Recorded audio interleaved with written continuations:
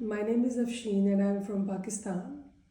I am an academician and a researcher, currently working as a senior lecturer in Superior University's Business School CAPS.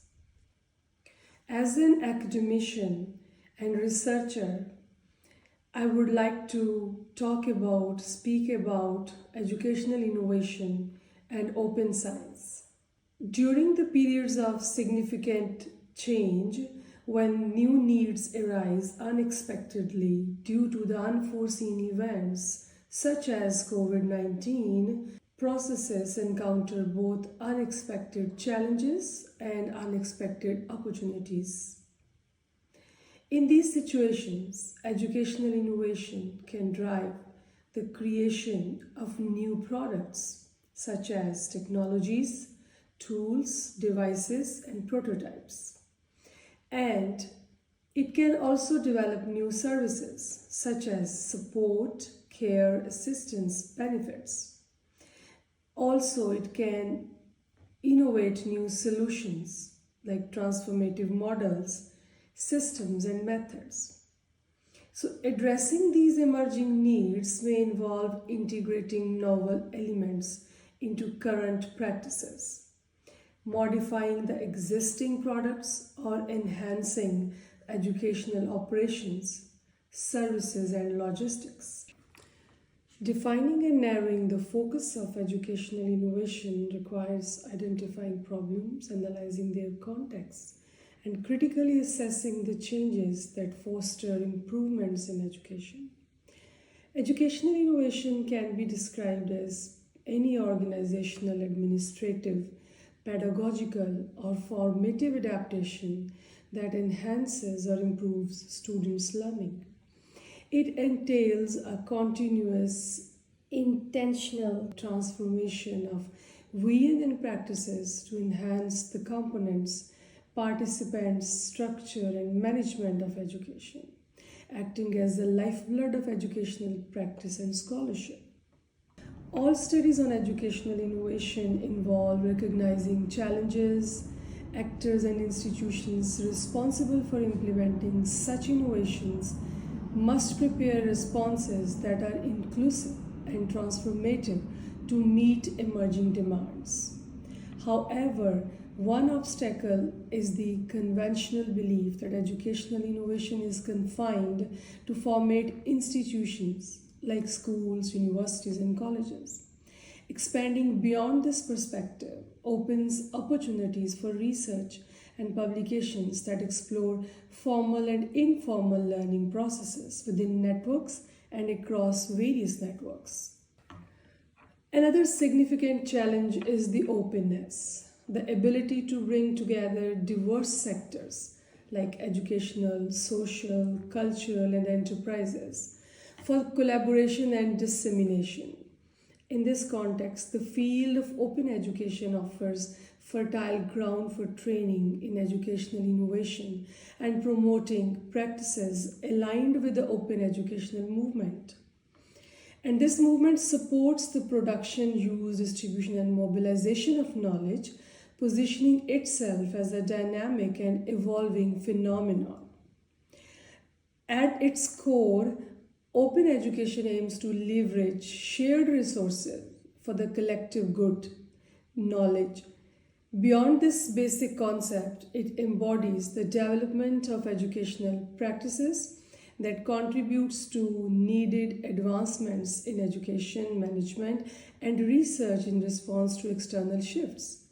Consequently, open education itself becomes an area ripe for research. So, how can open education be effectively defined? It involves designing, implementing, and assessing the learning opportunities with visionary, operational, and legal openness to enhance the quality of learning for all participants. Open education challenges us to adopt innovation as an ongoing practice and integral mindset. Some of the latest trends and innovations in education include artificial intelligence and machine learning, AI is being integrated to create personalized learning experiences, intelligent tutoring system and adaptive assessments that cater to individual student needs. So chatbots and virtual teaching assistants are being used to support students by answering questions and providing learning resources. After discussing the importance of educational innovation and the way educational innovation is encompassing globally and is bringing quality in the educational system, it is important to discuss about the open science. The concept of open science is spurring new visions, principles, and practices for how research and innovations are performed at universities. So, open science, based on the recent synthesis of research on its usage and applications, aspires for transparent and accessible knowledge that is shared and developed through collaborative networks. Advances in the digital and communication technologies and development of the various types of digital platforms are nurturing new open science policies and practices in universities, such as open science data sharing and participatory design. These novel open science practices have developed in tandem with novel organizing forms of conducting and sharing research through open repositories, open physical labs, and transdisciplinary research platforms. Another example is the preprint repositories. Platforms like archive.org, bioRxiv, and SSRN allow researchers to share their manuscripts before peer review. This accelerates the dissemination of the new findings that fosters early feedback and collaboration.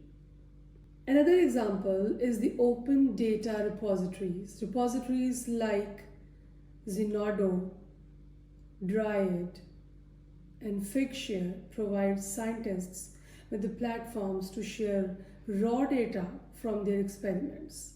This enables reproducibility of results and supports meta-analysis across studies. One more example for the open science platforms is the open source software like R, Software R, Python, Notebook are the examples of the open source tools that are freely available to researchers. They promote transparency in data analysis and allow for collaborative development of analytical tools. Citizen science projects is another example of the open science. These initiatives such as Zooniverse and Galaxy Zoo engage the public in scientific research. Volunteers help classify images, count wildlife populations, and contribute to the various types of research data collection. Another very useful open science initiative is the collaborative research platform. Projects like Open Science Framework (OSF) help researchers share their entire research workflow, including protocols, data, and results. This fosters transparency and collaboration across institutions. Then open educational resources OER. The use of open textbooks and educational resources enables students and educators to access up-to-date materials without financial barriers, promoting wider access to knowledge. Transparent peer review. Some journals and platforms offer open peer review where the reviews are published alongside the articles. This practice increases accountability and provides insight into the review process. Open access policies. Organizations like the European Commission and the National Institute of Health have policies that require publicly funded research to be made available through open access within a specific time frame, and publication. Collaborative platforms for protocols and methods, like some websites, protocols.io, allow researchers to share and collaboratively refine experimental protocols. This transparency helps in reproducing experiments and improving research methods. These examples show how open science initiatives are enhancing transparency, fostering collaboration, and democratizing access to scientific knowledge. Both open science and educational innovation play a transformative role in advancing the academic landscape of universities, not in the developed countries but also in the developing countries. By embracing open science, institutions can overcome barriers of accessing up to date research, bridging the gap between limited resources and the global pool of knowledge. Open access to data, research findings, and collaborative platforms foster transparency and accelerate scientific discovery, enabling universities to contribute meaningfully to solving local and global challenges. Educational innovation, meanwhile, empowers universities to adopt new pedagogical models and technology driven learning solutions that enhance teaching effectiveness and student engagement. Integrating these practices builds a culture of continuous improvement and adaptability, which is vital for producing graduates equipped with the skills to navigate rapidly evolving economies.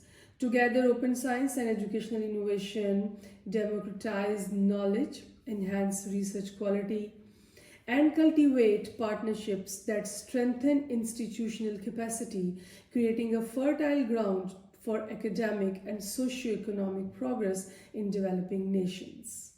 I would like to extend my sincere gratitude to the conference organizers for inviting me to participate as a speaker. It has been an honor to share my insights and engage with such an inspiring community of professionals and thought leaders.